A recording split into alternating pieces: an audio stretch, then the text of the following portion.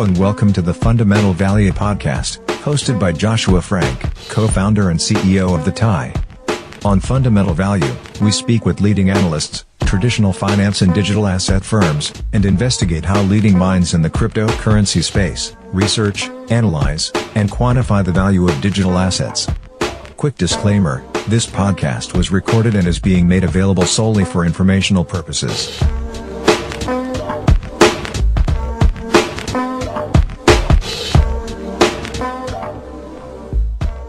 Hello and welcome to Fundamental Value, a journey to quantify crypto. I'm your host, Joshua Frank, co-founder and CEO of the TIE. Today, I am more than excited to be joined by Mo Sheikh, who is the co-founder and CEO of Aptos. Mo, it's great to have you on. Thanks for having me. I appreciate it. Big fan of the show. Love what you've been doing for such a long time and excited to be here. Cool. So we always like to start with a little background and, figuring out how you kind of found your way down the proverbial crypto rabbit hole. So can you kind of walk us through your background, before crypto? And we were chatting a little bit before the show about, your earlier years within the space. Yeah. We were chatting about how I deeply miss New York and have moved to the Bay Area, but part of it was for crypto. But I'm a first generation immigrant. My parents came to America in 1990, and my father had to work two jobs. He was making bedding sheets in the morning at a factory, and he was driving a taxi cab in the evenings. And the interesting thing there is a story that resonated with me pretty much throughout my entire life. But when he would kind of work for that taxi company, he didn't bring home all the money that he earned from fares. A lot of that money would go to the medallion owners, who were kind of faceless entities, a platform for taxis.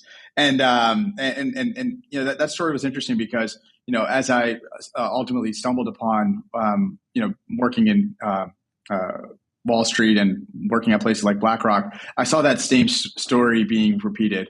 People that are building and creating a lot of the value end up losing a lot of that value to parties in between that may just act as brokers or rent seekers. Fast forward coming out of BlackRock, I went to business school, I had a couple startups, but I joined BCG as a consultant. And in 2016, I got pulled on a case where we started looking at crypto and blockchain technology.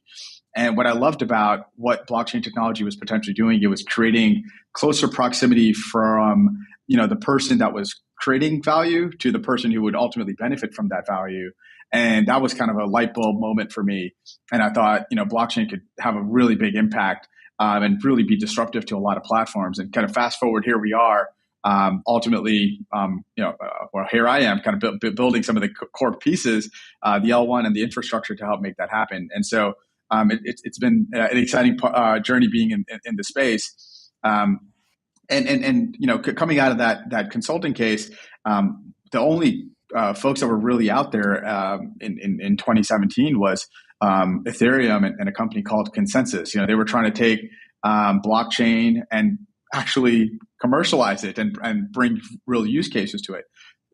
Ethereum iterated and improved upon Bitcoin in a cool way, and Bitcoin did some amazing stuff itself. And so you started seeing the potential of what could come to fruition, and then ultimately, I think we saw where things can really be disruptive to different platforms, and I'm sure we're going to dive into all that fun stuff. But now, I ended up kind of at co-founding Aptos with my co-founder Avery, and happy to share a little bit more of that Genesis story if that's interesting. Yeah, well, I'm actually, before we even get into that, I'm curious about Consensus because a lot was happening at Consensus in 2017. I mean, it was kind of an incubator for all of crypto, and a lot of ideas failed. Certainly, MetaMask was one of the successful ones that kind of emerged, out of Consensus and continues to be, by far the largest revenue driver for that business.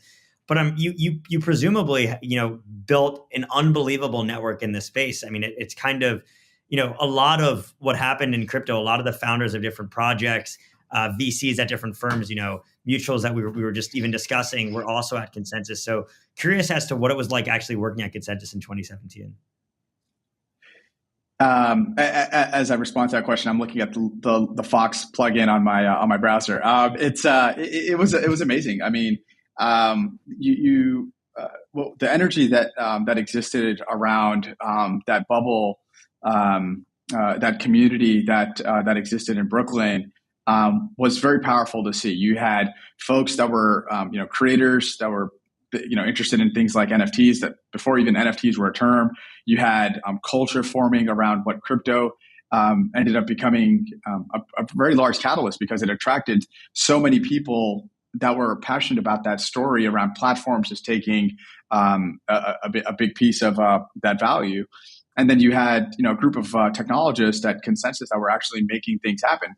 MetaMask was a great product and ended up going from a few hundred users to millions of users. And Consensus, a lot of credit goes to them for being brave enough to go out there and make that happen. But there were other tools that I think Consensus was building that were very interesting. I got to see things like Truffle and Infura, which ended up being cornerstone building blocks for anyone that wanted to deploy an application on Ethereum. And so that was a lot of work, and you got to give a lot of credit to the team at Consensus. And what Joe Lubin and his vision of actually bringing Ethereum to developers to actually build instead of just having to go out and do it independently. And so Consensus did a great job of that, and being at the ground level in those early days. I mean, it was a lot of fun. I remember watching an NFT standard. Before the NFT standard became the NFT standard, and using it for things like crypto kitties in very early days. And now you got folks like Roham and Dieter and Dapper Labs and Flow that all kind of, came out of crypto kitties and amazing stuff happening there. So it was just incredible to see the amount of energy and innovation in a small warehouse in Brooklyn that has now permeated throughout the world, and certainly important lessons that we're applying as we're thinking about the Aptos community growth. And so let's contribute. Let's transition into Aptos. So can you kind of tell us about the birth? And you've been in the space for a while. There are a lot of layer ones. Why do we need another one? Yeah, it's so I guess when we were when I was looking at deploying applications on Ethereum, it became very clear that there were interesting products that you can now build. And actually, CryptoKitty is a perfect example. I mean, when I was out there breeding cats and trying to sell them to you or to my buddy Thomas or whoever, the challenge was everyone's excited about this thing, but gas fees are just going up, and so execution of those of sharing value with each other became actually more expensive and more inefficient than large platforms that existed today. And so that was a gap that really needed to be solved, whether it's low gas fees or thinking about things like throughput and low latency. And so some of the use cases that had so much promise just weren't coming to fruition. In 2019, I read a white paper written by a few folks at Meta or Facebook at the time that were creating this project called Libra. And their approach to scaling was unconventional relative to everyone out there in the market. And this is at a time where there are a bunch of protocols trying to move the ball forward, and some of them have done that, and other scaling solutions like layer 2s as well. But Facebook was taking a very different approach. The Libra technology at the time was taking a very different approach. It was rethinking how do you bring billions of people into the space and give them assurances that their assets can be safe and secure and be and not break composability. So I joined Meta and got to meet an amazing group of scientists and engineers that were building the technology that could again support that level of scale for someone like Meta, 3 billion plus users. Of course, there were challenges with bringing that project to fruition, but Avery and I were incredibly passionate, along with a lot of the team that's here today, about how this technology could have a lot of impact. And we thought it was too powerful of a technology to sit within any one entity. And so, fast forward, we're very fortunate to be out here to bring it to life. It's been pretty much 3 months today, since, as we're speaking, for the product to be out of market. And but for us, it was all about why do we need another L1? To your second question, what we did not see taking place is products being able to hit scale despite seeing product market fit signals. And I think an application that I think about is someone like Steppen. they had extreme virality take place in kind of a move to earn model, which I thought was fascinating. But what they also did was powerful is bring a social component to things. The challenge was the more people started using it, things started to break down. That doesn't happen when you deploy an application on AWS or Google, right, on cloud infrastructure. So why should that happen on a blockchain? And so those conversations with projects, the pain points that they were facing, really validated the need for another blockchain, one that does not have downtime that people have experienced in the previous generation. One that where if you and I are really excited about using applications, now you and I got to wait until maybe midnight to transact, so costs are lower. If you and I or someone is sending money across the world or a stable coin across the world, well, I mean, latency shouldn't be an issue or something that you need to think about. And so, all these conversations with applications, with builders validated there is an incredible amount of demand in this space, in this world for not just block space, but block space that has assurances and guarantees for applications to run smoothly. So a lot of our builders that are building on top of Aptos, over 200 projects that are building today are very excited about that. They can build applications on us that they cannot build anywhere else.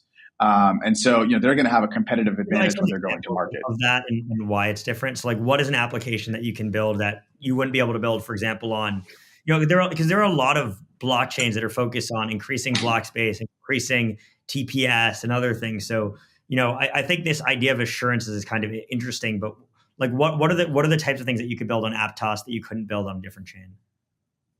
Yeah, it's a great question. So in terms of what can you do, what you can't do today, right? So if there's a game, for example, that has 10 million users, there are and they're all excited about owning an asset within a game. Owning is just one component. Yeah, we can buy and we can all buy at separate times. But now, what if you and I are in a Fortnite environment? I need you to pass me that skin or that weapon to be able to complete a task within a game, and we need to get it done in the next second, right? I mean, you can kind of forget about it based on latency across the board today, especially latency when you have 10 million users playing the game at the same time. And so a company like NPixel, which was solving exactly this problem, they got 10 million users in a game called Grand Saga, one of the most widely played games in Asia. They wanted to use Web3. They saw the same thing that we saw, but they did not feel comfortable with the technology out in market. And so they've done an unbelievable amount of digging from a technical perspective to see what can support this vision of like you and I playing across the world, sub-second latency to be able to transact and share those assets and in kind of an immersive experience. Whether you want to call that a metaverse, that's on you. But to be able to share value and assets seamlessly is absolutely critical for gaming. And so Grand Saga is going to be going live later this year, and we're incredibly proud of what Metapixel and that team has been able to do in such a short amount of time, and bring that use case to life. The differentiating factor for them is not only low latency and high throughput, but it's also things like Move. So Move as a smart contract programming language was built from the ground up with safety and security is in mind, to be able to give large enterprises that assurance. So, when you write a smart contract and, get it out into the environment, it doesn't just haphazardly get deployed. We have something called a Move Prover. Wolfgang, who's on our team, can go into the details if anyone is interested. He's putting amazing content out there. But essentially, imagine writing a smart contract, but before you deploy it into production, it goes through a series of checks and assurances to basically give you confidence as a developer that, okay, I feel comfortable putting this smart contract out. And if there's something that's a yellow flag, it gets kicked back to you, and you can kind of clean things up and polish it and give, again, that smart contract language a lot more safety in the wild. And so, this is something that we saw as a major pain point in existing ecosystem. So having the Move virtual machine, having things like the Move Prover end up adding to those assurances that someone like a gaming company is looking for. And it can probably also support a lot of the folks that listen to your audience, right? So, if you have someone interested in building the next generation of financial applications, they want to be able to provide their users, their stakeholders, their constituents the same assurances, and things like Move are again a step change in differentiation. And so, one of the things that you spoke about, and you spoke about it in light of Meta, but I think also with what you're doing now is being able to support hundreds of millions, if not billions, of users, right? Currently, we don't have that. If you look on chain, if you look at any application, there's, Uniswap, which is one of the most widely used applications. On a good day, I mean, I have the number. It's 100,000 users or less, right? It's a very small amount, and that's probably the most widespread or widely used application on chain. Obviously, there's some NFT projects. GameFi, I think at this point is a little bit more theoretical, but it sounds like you're one of the. I think GameFi hasn't really been tested yet, just because it takes a long time to get AAA games built or integrated with Web3, right? It doesn't necessarily happen overnight, and so I'm curious as to what do you think are going to be those like first real world, widely accepted use cases of crypto? I think GameFi is a very interesting example of that. And then what are you specifically focused on building and attracting, to your chain, right? Are you focused on GameFi specifically? Or are you focused on DeFi? I mean, do you think it makes sense to specialize in a particular sector? So there's a lot to unpack there, and I'll kind of leave you to it. Yeah, I'm gonna hold you accountable to help me break that question down as I kind of respond. So I think there's three questions, right? It's like real world, widespread use cases. What are you focused on, and like what is your core focus? Right, are you focused on multiple different things? Yeah. So if we think about the previous generation of protocols, there were a lot of constraints and design decisions that folks had to make. Right? Do I want to think about centralization? Do I want to think about performance? Do I want to think about efficiency and cost and settlement, or do I want to think about security potentially? And so, we did not believe that those were trade-offs that actually needed to take place. Again, we had 4 years to actually think about things very, very carefully. There's over 100 people on our team now, close to 15 PhDs, I believe, that all specialize in different fields, everything from cryptography, high decentralized systems, high performance computing, so on and so forth. And so, to be able to put these minds together in a room, we are able to actually solve these problems concurrently. And so we don't have to operate with these constraints of, if we only support centralized game use cases, we therefore cannot be decentralized enough for, the next generation of financial use cases. So, our perspective has been, we're going to build the best protocol out there that not only rivals, the protocols of the previous generation, but we want to rival existing economic value rails. And if you look at Visa, MasterCard, DTCC, and other money movement or economic value movement rails, even those are completely antiquated and also don't have composability with each other, right?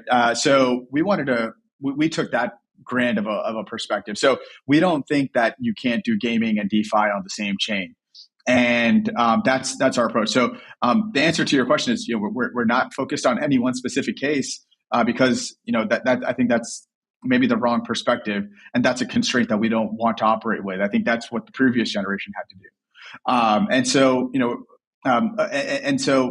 But that doesn't mean we ignore niche use cases or niche industries. Gaming, again, being one of them I talked about, and Pixel and Metapixel and what they're up to. We have great relationships with partners like MoonPay on payments and how we're moving the ball forward there with them. We have amazing investors like Coinbase and PayPal, and certainly imagining what those folks could potentially do on our protocol will change the way we think about finance as a whole. It's happening right now with things like with protocols that you mentioned. In fact, some of the constraint around the protocol's utility might be because of poor user experience, because protocols aren't scaling with them. I would love to see the decentralized protocols and their performance on Aptos. We're going to do some very interesting stuff, and we're going to do it completely in the open, by the way. And actually, I got to invite you to this, so remind me. But we're going to do some testing live on-chain testing on live to demonstrate what our network can do. So stay tuned for that. But we want to show the world that not only are we an L1 that rivals the previous generation, but we're, going to rival money movement rails. So and to do that, you can't focus on any one specific use case and industry. And so, we're really excited about what we can showcase there. So building great tech and a great blockchain is one thing. Attracting the best talent to build on it is another thing. And so how do you think about attracting, the best developers within crypto or outside of crypto to actually build on Aptos? How do you want to track them? Are there certain, you mentioned Move, which is your own smart contract language, right? So I'm not a developer, so I don't know how similar or dissimilar it is to another programming language. But theoretically, if it's different, you're going to have to there's some education involved, right? And so how do you attract not just developers, but projects to want to build? How do you incentivize them, right? Do you guys have an ecosystem fund? How do you think about that? So kind of, leave you that as well. Yeah, I think, our community is very diverse, and developers are a very big part of it. And we think about all the pain points that they've had to face. I had to face personally building on top of Ethereum, and we don't want that to be the world of tomorrow. In fact, if protocols don't solve for that, then we're not going to get developers excited to build on any blockchain. They're going to just continue to deploy applications how they do today. And so they are certainly at the core focus for us. Attracting them has been interesting. Move, although it's a new language, it's actually very easy to pick up. It's very familiar. If you're familiar with Rust, you'll dive right in. We wanted to actually put that to test. We had a hackathon last year in May where we didn't have good documentation out on Move. It was the first time it was going to go out in the wild on a test net, and we said, we're just going to invite people over into our office. We like to do things that don't necessarily scale. We had, amazing group of students from Berkeley and Stanford show up. We had individuals from all over the country show up. Folks that taught themselves how to code that were former military folks. We had people show up from London and India come over to our office, and none of them knew how to use Move. It was their first time diving in. And, after 36 hours of just building, no fancy hacker house, it was just, pizza and soda. But our team was in the trenches with them. They were all able to deploy applications. We had 12 amazing projects that came out and presented. And the comments that they said were just amazing around having built on, Rust-based or Solidity-based protocols. They said Move was like chewing cotton candy for them, and that was really just exciting to hear. And for us, we saw some really interesting stuff come out of that, by the way. And again, talk about things that don't scale. We said, these projects are so amazing. We see the next generation of DeFi protocols and NFTs and platforms coming out. We wanted to support them, so we actually took some of those projects and incubated them. We gave them all grants to get them going. Folks like Martian, projects like Icania, all that are now out there doing amazing things, working with some very really great tier one VCs out in market as well for getting fundraising. But they've made significant strides going through, getting some of our support from the accelerator side, but taking Move, implementing things like parallel transaction processing into their applications and doing things you just can't do on other protocols. And so, attracting developers has been pretty easy because people get really, really excited about what they can do with Move, and they get excited about how easy it is. And then, that plus the fuel that we bring with our ecosystem grants program, our accelerator program. In fact, we're going to be, I'm giving a little trailer here. We're going to be announcing our next cohort of our accelerator program soon. So, we're doing things to make sure that developers get the support that they need, whether it's through grant, an ecosystem grant from the foundation, all the way down to going through an accelerator program to getting their products out of market.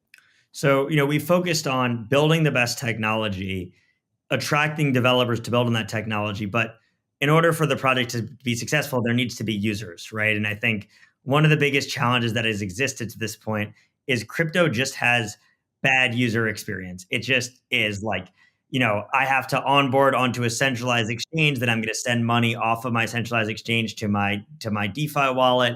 Then I'm going to plug that DeFi wallet into an exchange or into any other application, right? Why can't I just go in and feel like I'm on any other application and very easily interact and engage with anything. And so how do you think about that in building a user experience? And kind of a follow-up question on that is, given that you guys are a newer project and theoretically have less users, in part because you've been around for less time than your Polygons and your Ethereums of the world, right? How do you convince somebody to build on you if they push back and they say, but there's 500 million wallets on Ethereum or whatever the number is? Mm-hmm. Yeah, it's a great question, and a couple of things to unpack there. I mean, yeah, we've only been live for 3 months, but already we're seeing just exponential growth relative to other protocols that had come out. Blockto, which is a wallet on our protocol, has 1.6 million unique users already today. And that's cool. You have things like Pontum that have 230,000 installs within months, and so projects that end up building on Aptos are getting amazing traction. But the reason that they're getting amazing traction is because it's so easy, not only for them to build and get going, but that ease of building allows them and allows those developers to really focus on that user experience. And so, for the builders on our protocol, whether you're kind of a Web3 project that's getting started or a very large game that wants to bring Web3 or digital assets to your gamers, you can do it in a very seamless way. I think the other point that you kind of allude to is Web3 is unique. It brings a very diverse set of users to the world. I mean, I have a view where I certainly like keeping money under my couch. I also like keeping money in a bank. Both of those serve very different purposes, right? And I think with crypto, it's the same, right? Like you can have a self-custody solution, or you can have a solution where you might want to rely on another party for custody for different set of uses. How much you keep in each one of those scenarios, that's on you. That's based on your preferences. And so we want to provide a similar experience to users. So, if you want to enter through a centralized way, we want to make that happen. If you want to go through, if you're a Web3 Pro user, you can enter the space in the way that you've been used to entering the space. And so, let's talk about that first category that I talked about, right? So, like, if you haven't used crypto before and are excited about getting an NFT, you can use, one of our wallets. But the cool thing is, Petra, which is one of the wallets on our protocol, has MoonPay integration. And so what that allows people to do is come and instead of having to go buy a stable coin or buy crypto and then use it to buy an NFT, at that point you probably have lost, there's a drop off, right, in terms of adoption, and you've lost interest. MoonPay changes that. You can go out and very quickly put your credit card information and buy an NFT, no different that you would, buy something on Amazon or check out on a commerce site. And so we think that experience is the experience that brings millions of people to crypto. In fact, you don't want to have to think about dialing up on the internet like you had to in the past, right? The technology and the gateways to the digital world should seamlessly go into the background, and blockchain and Web3 should become hidden behind behind the application and simply. The simple integration or user experience for anyone using an application should just be the product that they're passionate about. So that's already happening, right? And it's going to continue to happen. So imagine, just going back to our gaming example, if you and I wanted to buy an asset within a game, how crappy would it be right now if you had to go into a Chrome browser or a different wallet, buy assets, and then port them over to a game? That's not going to be an ideal outcome. And by that time, it's game over, pun intended, I guess. I was trying not to go there, but this is that's just not going to be great. So we think all the gamers in the future, they might be using a blockchain without knowing it. I mean, people, when you're playing a game, do you think that you're using TCP/IP? No, you don't. You just hope that it works well. And so we want to recreate that same experience. So I think that's an interesting point, right? The idea of in-app wallets, right? Where basically you're interacting with Fortnite. You have a Fortnite wallet powered by Aptos, theoretically, or by some other blockchain.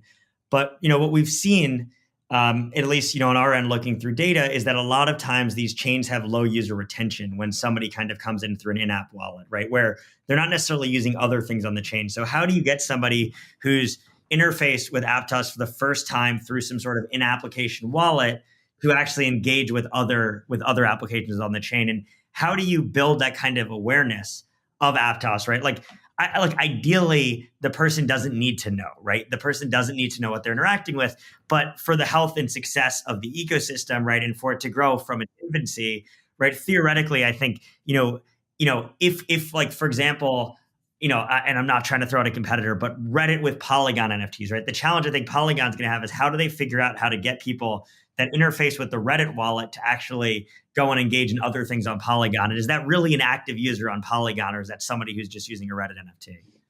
Man, this is such an awesome point to bring up, and there's so many things here. I mean, composability really matters here, right? Shout out to Sandeep and the Polygon team. They've done an amazing job raising awareness for Web3 in the space. We're benefiting from some of the work that they put down, and we want to push a lot of that stuff forward, right? And so right now, if 1 million people try to use do that same flow that you described, that could cause problems.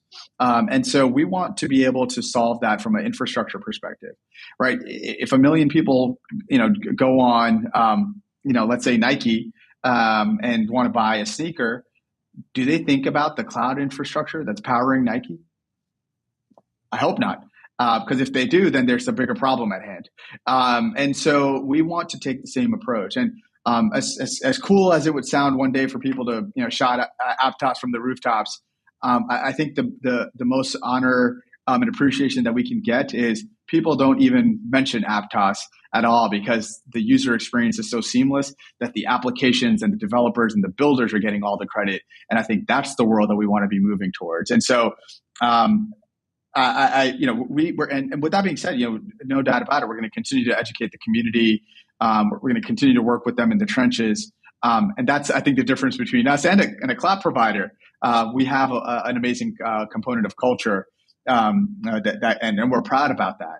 But at the same time, we don't want a user to have to worry about, what blockchain they're using. We just want them to have the best experience possible.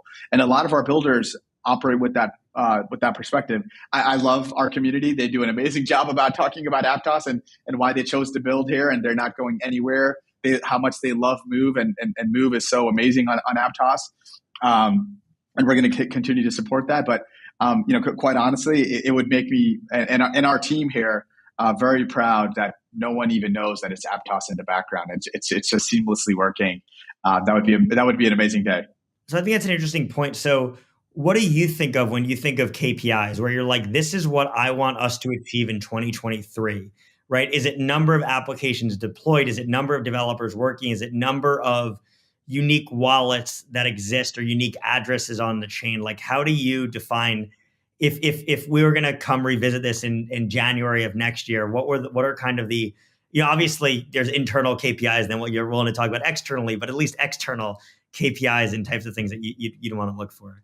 Yeah, I think from just an ecosystem perspective, I think Web3 is going through it's kind of cocoon moment, right? And we definitely have to take a moment and acknowledge everything that's going on around us, and the challenges that the space is facing. And I think that the good thing though is it makes us a little bit more principled in our approach going forward.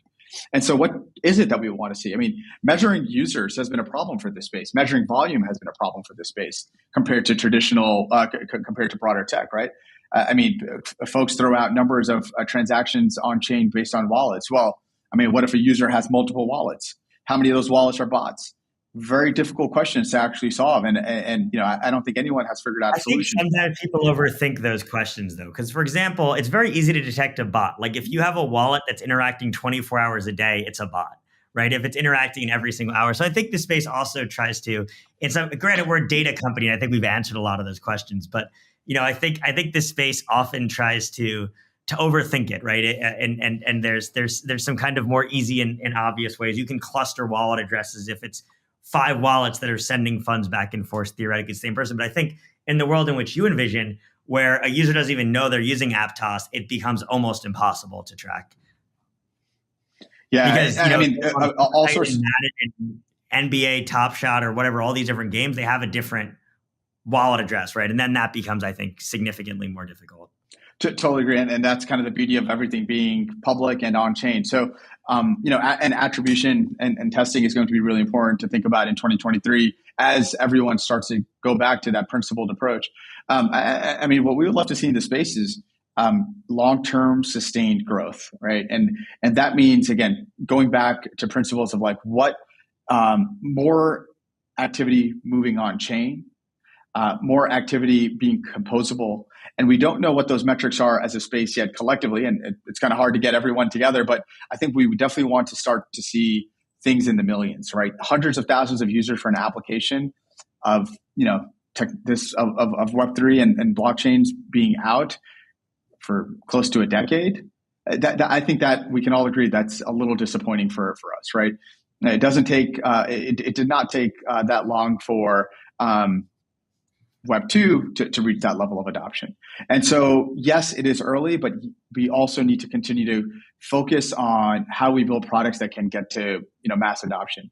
And again, a lot of that is going to come down to the user experience. So, what would be amazing to see by the end of this year is, how we have collectively millions of daily active users or daily active wallets or, TVL or number of transactions increasing, and of course, abstracting away the noise from those metrics. But we also want to see much better principled approach at the infrastructure level. It's unacceptable for imagine trying to buy a coffee and the Visa network is down, right? Imagine 30 seconds of waiting for a financial transaction to go through. That's in fact worse than the Web 2 world that we live in today. And so if Web 3 wants to challenge from a decentralization, it needs to still perform. And so what Aptos is going to do is showcase those numbers and again, very publicly, right? Thousands of transactions per second supported. We've done some very interesting testing that Avery is going to be sharing more publicly. Latency, where no one can kind of compete with us, is going to be really valuable to see. And all of that while maintaining a Nakamoto coefficient that we're very proud of from a decentralization perspective. So it's hard to do these things together, solve for all those components together, but we want to showcase that in 2023, and we want to be able to do it in a much larger way. And so I think those will be proud things that we can look back in next year and point to as marks of success. And so what are those first few things that are going to attract millions of users? Like, what do you think is the first real, because you mentioned STEPN, for example, which yes, did have millions of users, but 99.99% of them are churned. What is the first application that you think really attracts millions of users to crypto in a sustainable way on Aptos or just in general to the space? I think we've seen some of that already with NFTs, right? And I think users, I guess, can be used broadly. Creators have been building in the days of platforms for quite some time, and they get rewarded as a result. Creators on music platforms like Spotify have been creating it; they get rewarded. The challenge is, they don't get rewarded fairly. They don't get compensated fairly. All these platforms end up taking a big cut. And so I think the applications of tomorrow are going, and by the way, the demand is waning for a lot of these platforms already, especially as the next generation comes online. And not online, they're just starting to, actually dig in and going out to these consumer behaviors. Think about the high school student that's now going out and is excited about supporting their fans. Think about the college kid, and think about someone now matriculating and going out into the world, and they have money that they want to spend, and they want to do it in a way that empowers the creators that they value, versus empowering a platform that maybe will empower a creator, maybe not. And so those are the applications that we're going to see gain massive adoption. And we've seen hints of that. Platforms like Audius are challenging the status quo. Platforms like Lens Protocol are challenging the status quo. And so have they reached scale? Not yet, but we want to see those projects achieve scale. And what we don't want those projects to do. Like what yeah. what gets it? Because we've been talking about a lot of these ideas for so long, which is frustrating, right? I've been in this space, as you have 5-6 years, right? Where a lot of these ideas we've been talking about them and talking about them and talking about them, but practically speaking, we haven't hit it yet. So when do we get there? How do we get there? Right? I think we're seemingly so close in so many different areas. Have you tried Lens yet? I have not. I can't. I've tried Audius. I have used Audius before. Yeah. I couldn't necessarily find anybody I wanted to listen to, but I have tried Audius. I have not yet interacted with Lens. Yeah, and so this is a very complex problem to solve, right? I mean, you need to get creators educated and get them onto Audius. Meanwhile, you need to go out and also educate consumers that are using platforms like Spotify, where 99% of royalties go to top 2% of the creators, and that's not fair to all the musicians on the Spotify platform. Platforms like Tidal have tried to challenge that model, and so there's a lot of education that needs to take place, but we need to. It's a multi. It's a marketplace problem, right? But I do think we're seeing a lot of movement. Audience has a lot of work ahead of it. Now, what we don't want to happen, though, is imagine 1 million people are trying to listen to music at the same time when all the creators are there, but then the audience goes down, or accounts can't be created, or royalties can't be distributed. Now, that platform could potentially start falling apart because of the frail infrastructure that it's built on top of. And that has been a major problem for scaling projects, not only like Lens that change business models, but also platforms like Audius that are changing business models. Similarly with things like Lens. I mean, if you go out there and try to create an account there, there's opportunity for improvement, right? So you're going to get a user that's going to fall off the adoption curve when it comes to trying getting a Lens account set up. And Lens is working really hard to move that ball forward. So, but what we want to do as Aptos is provide an amazing experience so you can get a normal, the layman or the average individual onboarded, again, without knowing that they're even using crypto, a wallet, or any of these Web3 terms that we've had to popularize for the sake of adoption for the Web3 Pro user, but now it's that next generation. And so this is, again, where things like MoonPay come into place. Things like Hypermint are solving these problems. Things like, folks like PayPal are even solving these problems with their integrations. And so that tipping point, you're absolutely right. We're really, really close. All the big pieces are really starting to come together in a major way because these models are actually getting disrupted. All that's happening. And then you have the grumblings of everything that's going on in the world outside of crypto, right? Like, look at the social media platforms. They're facing their own share of challenges, right? I mean, I don't have to repeat what's out there, but try going out there and posting a tweet and some of the challenges that you might go through on using a platform like Twitter today. So the users are frustrated. People are walking away from these large platforms that they have used, and they are starting to become antiquated. And people are looking for what that next venue is going to look like. Take Mastodon. I think Mastodon had 10x growth since Elon Musk acquired Twitter. That's clear signal that people are tired and want to try something new. And this is an amazing opportunity. And I would kind of really encourage the builders out there.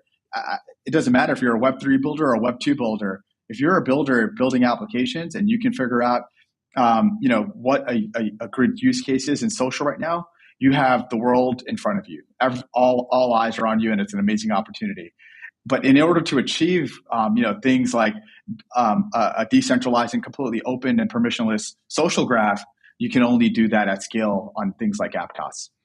And so, we've talked a lot about TPS and block space, right? And my head immediately goes to, holy shit, there's going to be so much data there. How do you handle that? Right? Like, my immediate thought is, like, 5 years from now, anybody trying to interact or access data is going to be parsing through, with archive nodes, hundreds of, or not thousands of terabytes of data, right? Like, how do you actually even get the balance of a user, like, in the state? Like how do you know what a user's active balance is? You actually have to go through hundreds of terabytes of data and their transaction log and their transaction history to kind of figure it out. So how does it actually get managed? I don't know if I asked the question the right way. I'm sure you know how to answer it better than I can ask it.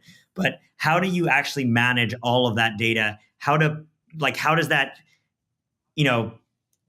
I guess, interact with people trying to build on Aptos, or people trying to pull data from the chain? Because theoretically, I mean, you're talking about, I would say, what is unprecedented, or, there are a couple of chains that we've dealt with, building on-chain data support for before, where it's like, wow, we have to deal with 40 terabytes of data to fully backfill the history of this chain. Yeah, I mean, first of all, I think there's some really cool stuff going on in AI, and just imagine scraping the web to get some insights and some good outcomes for a product, right? ChatGPT, unbelievable in terms of the performance that product has been able to offer. Also, we want to think about that level. Absolutely right. Absolutely right. And so, there's always a trade-off, right? What is the willingness to pay for a user, for data, for whatever it may be? That user could be an app developer, it could be an advertiser, it can be you and I just using an application as a user.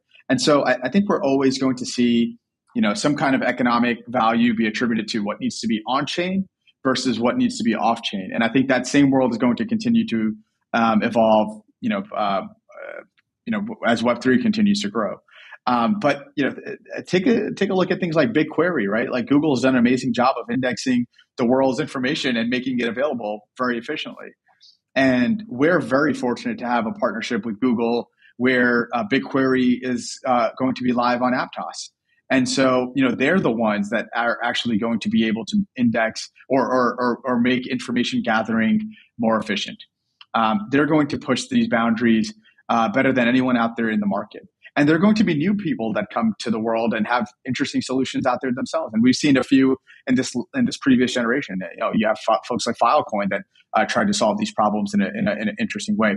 Also ended up becoming very expensive solutions, right? So, it's kind of hard to say what the steady state outcome will be, but I do think there's going to be some normalized distribution curve, dare I say, on data pricing.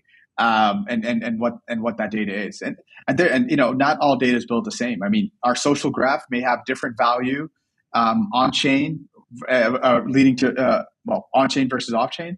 Financial transaction information might have a very different set of a different value, right? Like if there's a large block trade that's taking place in a dark pool, two very large financial institutions trading with each other, they probably want some anonymity. They also want some assurances. And so they might be willing to pay a lot more for block space than, maybe I might be willing to pay for my social graph on chain. And they have the propensity to pay that. So I think the laws of pricing will probably still apply. Now, the other thing that you bring up that's interesting is, where we go to scale. And so, some of the things that we've heard are just astronomical, right? Like, folks have asked us, how do you get to not 1,000 transactions per second, which we can easily do, and we can kind of talk about that with that, on a really good distributed cluster. But how do you bring 500,000 transactions on chain per second? Yeah, think about that. A million. What are the credit network actually processing right now? I mean, obviously, it's actually the wrong analogy because that's just for financial transactions, whereas there are millions of other types of transactions happening every second. So, I mean, I think you can go out and look this up. It's an excellent point, and this is why I love your show. Right, diving right into the numbers. There's around 1,700 transactions per second that take place on the Visa network. On average, right? Of course, there's kind of peak times, and that's 1,700 transactions per second globally. That's Visa's 60 to 70% of all global credit card transaction processing. Now add MasterCard to that, add PayPal to that. But you probably get to like 5,000, 10,000 transactions per second just to support payments. Now, tweets. Let's talk about tweets. How many tweets are there per second on average? Not when Elon is talking about FIFA. We have Twitter Firehose access, so we process 1 billion a day. There's about 1 billion tweets a day on Twitter. Yeah, and so I think on average, the numbers that were reported in the past were 2,200 transactions per tweets per second on average, right? And so if you start to add up 2,000 transactions, 2,000 tweets, 10,000 payment transactions, imagine all those things either happen concurrently or jointly, right? because social interactions and payment transactions are starting to blend the same. Think about Venmo, right? I might make a pizza transaction and I might post it on Venmo at the same time. Both of those are two transactions now that need to happen on chain. And so if that is the world that we ultimately want to support, you need to be able to support millions of transactions eventually, especially as more and more of this activity shifts to being digitally native. And so, how do you get to supporting close to 500,000 transactions per second? I mean, those are the numbers that we're starting to think about, and those are the glacial problems that we're trying to solve. But does all of that need to be on chain, and why does it need to be on chain? I mean, one of the visions of blockchain and Web3 is composability, right? The more you move things off chain, the more you start to break composability. The more you move to layered scaling solutions, you've lost composability. And at the same time, you've introduced latency. You've also introduced security risks. And while I appreciate kind of whatever layers we need to get to, I mean, at some point, you might be asking yourself as a large enterprise, should I just use a cloud service at this point? Because it's the more you go up the stack, the more centralized you're likely to become. And so as much of this we can push down to being on chain, as much of this we can aggregate to a layer one and have horizontal scaling. That's when I think we move to a world where we are not breaking composability and can bring that Web3 vision to life. So, we spoke earlier, you gave a shout out to Sandeep. And so do you believe in a multi-chain future? And I'm curious, do you believe in a future where there are actually layer two? Is there a world where layer twos need to get built on Aptos? I mean, if you're, does somebody need to, roll up transactions even more than, to be able to post even more than 500,000 transactions a second? I think that's, I don't have the crystal ball to decide that, but right now we have plenty of space. We want developers to push the boundaries. We're not even breaking a sweat yet on the protocol. So we're actually looking forward to more activity coming onto Aptos. We have some really exciting partners that we'll probably share in the coming weeks or so. In fact, we have our first hackathon taking place February 1st to February 3rd in Seoul, where all these developers are going to be pushing our network to the max. I mean, in terms of scaling solutions, we're not there yet, but other protocols absolutely have needed it. And while we think of a multi-chain future, I mean, it's a multi-chain world today. We are present in a multi-chain world, and so. The challenge that's existed is those multiple chains have been pieced together through things like bridges, and things like Wormhole and Pith and Layer Zero have done the best that they can and are continuing to push the boundaries forward as well. And some amazing teams out there doing God's work to make that happen. We expect these things to become hardened over time and continue to move forward, and we're rooting for those teams. We're going to, but at the same time, we're going to do the best that we can to bring a lot of that activity on chain and ideally onto Aptos. Now, another thing you can ask is, well, where are the network effects? I mean, after all, we are networks. And so I think there are a lot of things that go into consideration. What is the cost of using these scaling solutions, not just from a monetary perspective, but I mean, developers now have to worry about an L2, an L3 potentially, and an L1. Think about all these roll-ups and zero-knowledge solutions. And that becomes a very complicated tech stack for an engineering team to want to manage. And they're building a lot of technical debt along the way into their product. And that makes it difficult for them to maintain their products, right? And large enterprises and small enterprises don't want to have to deal with that. They want to build the best applications possible without introducing that complexity. And we've seen, again, cloud is a great example to pay attention to. You have someone like GCP, someone like AWS, and someone like Azure do a great job of making that developer experience as seamless as possible.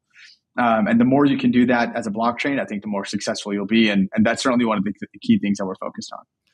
And so you're on the Fundamental Value podcast. And granted, most of our guests tend to be hedge fund managers and investors and traders. Typically, though, we are mixing it up a little bit, and we have a few other founders of layer ones and layer twos joining in the future. So excited about that as well. But one question that we naturally ask on the Fundamental Value podcast is about fundamentals. So how do you define fundamentals for digital assets, right? As you kind of look across the board at a wide spectrum of digital assets, layer ones, DeFi assets, metaverse assets, NFTs, what are the fundamentals that people should be looking at when they think about the success and the long-term success of these projects and what they should be excited about? And it could be on a I would say sector basis. Like I would define layer ones broadly as being a different sector than DeFi, or kind of across the board for crypto. Yeah, I'll kind of take this up, between a few categories. I mean, from an infrastructure perspective, we're seeing a lot of investors in the space become much more sophisticated than they were 5 years ago. Folks have engineers on their team that understand protocols. And I think the ones that will be most successful in understanding, L1s are going to be the ones that have a deep bench from a technical perspective and do understand, why things like Aptos are the next generation of blockchains compared to everything in the past. Being able to write a smart contract and move and deploy it as an engineer very quickly shows you the efficiency in a workflow relative to other workflows that you might have had to manage. And so we think the fundamentals to pay attention to are that developer experience. Of course, you can start to break that down as these institutions build out their teams in a much more robust way, and that it's amazing to see that across the board. And I think institutions and financial institutions are only going to get more sophisticated about the space, and we're excited about that. Other fundamentals to pay attention to are at the application layer. Well, actually, I guess before I get to the application layer, the tooling layer. And so what are the tools that are being built to make the lives easy for developers, but also ultimately lead to a much more seamless user experience? And what does that user experience get to? And I'll get to that next. But what does the tooling look like? How much tooling is there? How easy is that tooling how easy is that tool accessible? How easy is what are the outcomes of that tooling? What are the efficiencies of that tooling? And so how much does it cost? And so these are the things that I think institutional folks need to be paying attention to as they're thinking about how people are going to be building beyond the layer one. And then finally, it comes down to the applications. And I think folks like A16Z and Multicoin investors of ours, they've kind of proven out how you think about applications in this space and engagement. And I think you brought up some great points around wallets as a measurement, clustering wallets that have certain attribution. That's a very interesting thing to pay attention to. You have products like TRM that help you facilitate that. And so we have on-chain activity as a great measurement, but that on-chain activity is not measured the same way as activity in a typical consumer application that is Web 2 that's built in kind of the Web 2 world. And so you have to identify what makes sense for you and modify those fundamentals for the applications of tomorrow. And that's when it starts to get a little bit hairy. And you might be certain, just to take it a little bit deeper, you might feel comfortable with a certain amount of risk within those active users or wallets, active wallets, right? Where you might say 10% of this is definitely redundant users or bots or whatever you want to call it, right? I might have multiple wallets because I don't want to get doxxed out there. It's just good hygiene for Web3. And so, it's not like I'm trying to create multiple wallets to try to get engagement up, but it's just a great use case for me. And so we have to be able to understand that attribution and user behavior is different in the Web3 world and Web3 applications than it is in applications in the Web2 world. And those are fundamentals that are still being shaped today. And so what are the most, exciting emerging areas in crypto that you see now? I think you mentioned Lens with Aave. But curious if I know we've kind of alluded to this a little bit, so maybe we can go kind of quickly. But yeah, I mean, there are a couple of things that I'm pretty excited about. I think the NFT marketplace has, it was a very exciting moment for just the NFT world and for the Web3 world. But what a lot of people don't realize, it feels like eBay for NFTs, and I mean. How could we be thinking about improving on that NFT marketplace experience is really important. And I'm excited to see there's some cool folks building some interesting stuff that's going to go live on Aptos. But you can only challenge these marketplaces and things like bidding happening within microseconds on protocols like Aptos. Or on Aptos specifically, I should say. There isn't a protocol like ours out there. We're excited to see an iteration of NFTs take place and marketplaces be at the center of that. Topaz very difficult question on that is how do places like that build moats? Like, how does a decentralized application actually build a moat on chain? So it depends. I mean, it's a good question. Is that application, how decentralized is that application? I think is a thing to keep in mind. As an example, right? Like, I think in this theoretical world in which an application has its own in-app wallet, like I think, I think like NBA Top Shot had originally done when it launched, right? It was kind of clear that like users had engaged with NBA Top Shot, they had their wallet on platform, and they had built some sort of a moat. Maybe their licensing deal with the NBA was a moat, right? But like thinking about stuff that's actually happening on chain, like obviously Uniswap, put provisions around anyone else being able to, basically fork the code of Uni v3 for a couple of years. So I guess that would be another kind of, example, but that's a little bit less in the ethos of decentralization than I think many in the space are going for. I mean, there's kind of two answers to this question. The first is the one that you hinted at, right? Putting provisions in place, and some of those provisions aren't necessarily, driven by projects or protocols. Working with large institutions, they have their own perspective on things, right? So, it's kind of a forced moat, right? But that forcing is not necessarily because people want to say we're only building here. It could be permissioned or it could be permissionless. But the challenge is it's if you're dedicated. If you and I had a startup and we got 3 engineers, do you think we're going to go out and build multi-chain on day one? No, we just can't. Even if we scale and hit 1 million users, okay, now and we got some Series A funding from some great investors. We've grown and we got now 50 engineers. We need to make sure that we are building the best experience possible for the users that we have. And so going, cross chain becomes very difficult to do, and it becomes it's because you want to be disciplined, you want to be focused. And so I think the biggest moat that anyone can build is providing the best user experience and capturing those network effects so that no one ever wants to leave.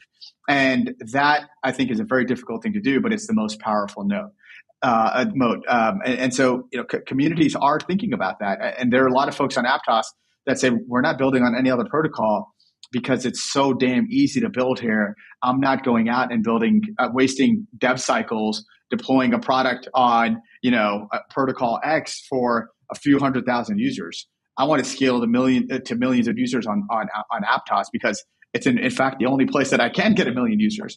And so we think that the infrastructure itself is a moat, but going out and capturing those network effects is what applications are able to do as a result.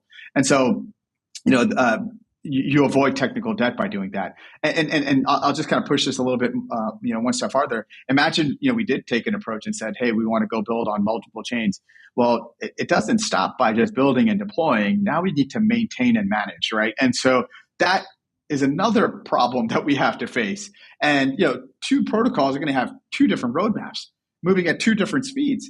And so that is the last thing that any developer wants to worry about. To that point, I actually just saw today Maple Finance put out like their Q1 or Q4 transparency report.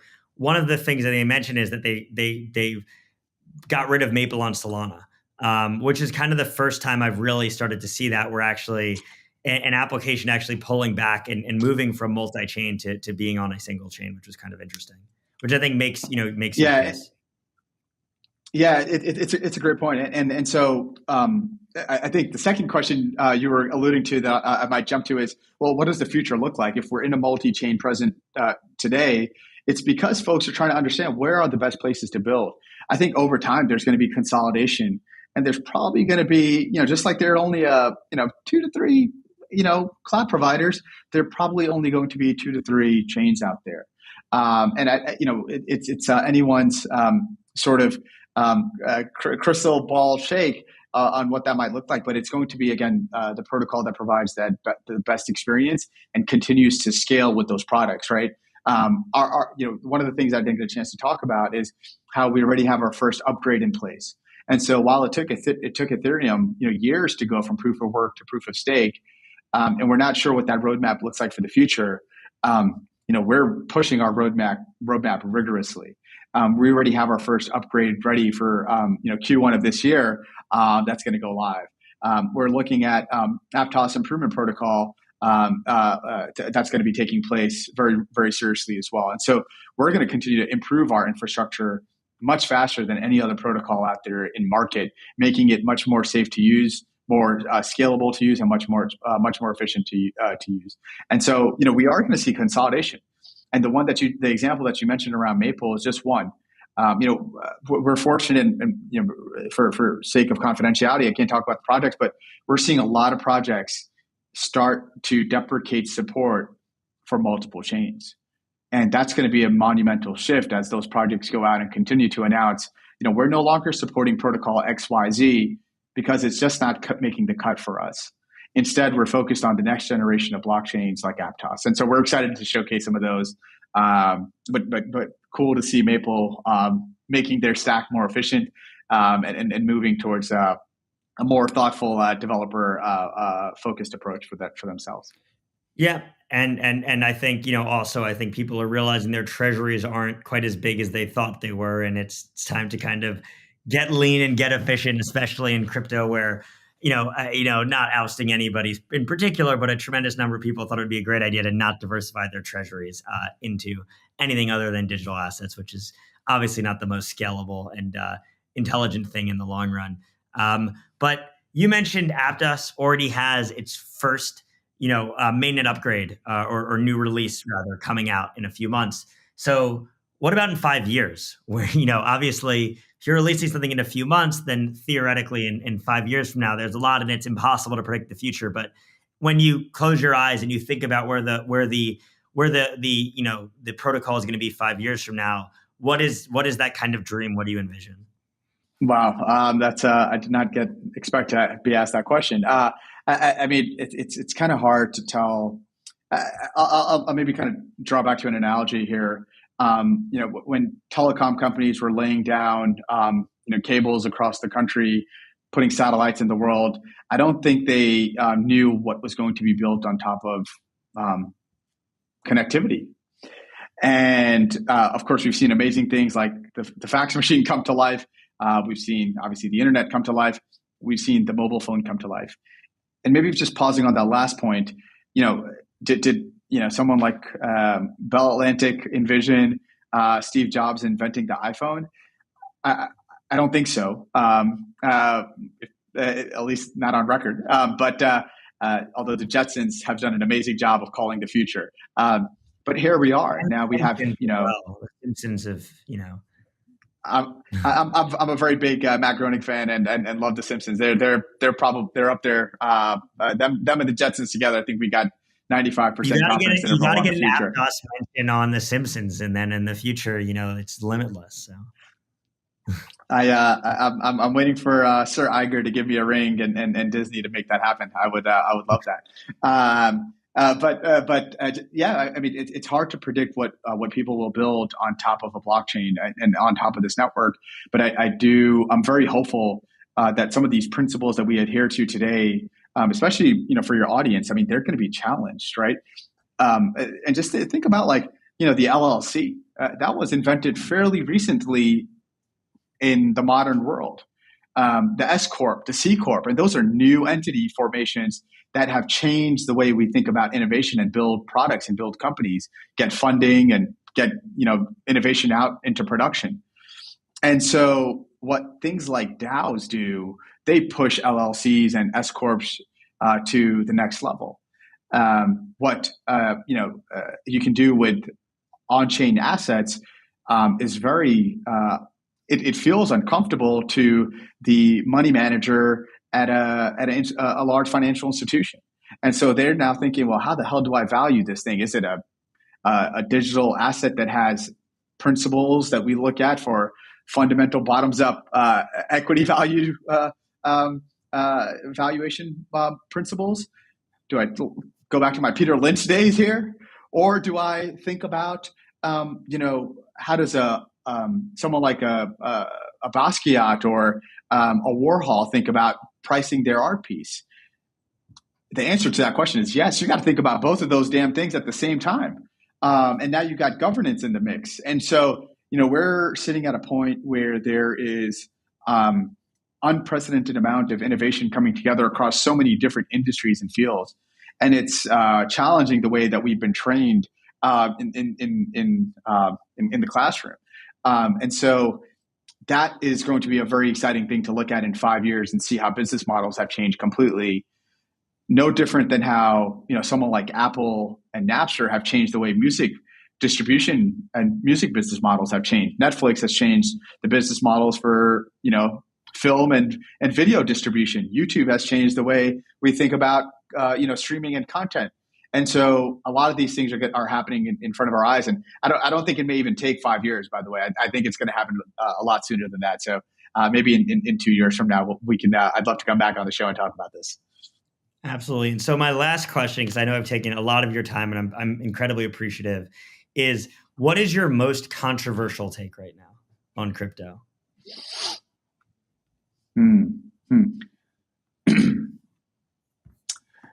Most controversial take.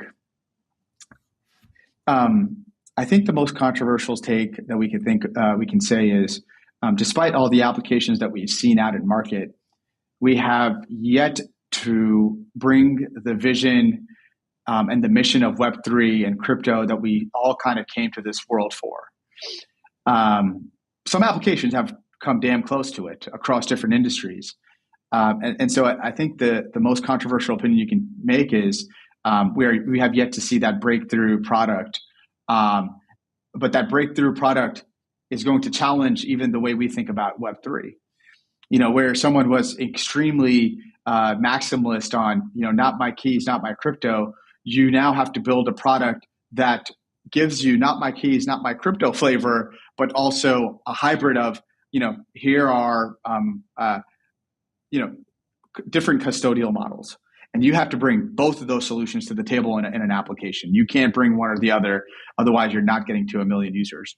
And so we're going to see folks start to let loose a little bit as they go back to, okay, well, I need to grow my user base, but that user base is not interested in, self-custody solution within a Chrome extension.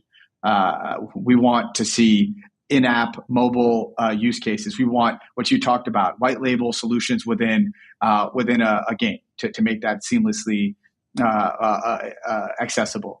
And people are building that on top of Aptos, and it may feel a little controversial, but these are the things that we're really excited about that I think are going to have the next breakthrough products out there that bring millions of users. And so finally, where can listeners find out more about you? Where can they follow you? Where can they find out more about Aptos? Sure. Aptos Aptos Networks is an independent foundation, and they can follow us on Twitter there. It's Aptos_networks, a network, for that. You can follow me. You can follow Avery. We're always posting stuff that we're building at the lab independently. I'm just Mo Shakes on Twitter, Avery Chink on Twitter. So follow us for some updates there, and those are good places to get started. Awesome. Well, thanks for coming on. This was great, and hopefully we get a few people excited about Aptos.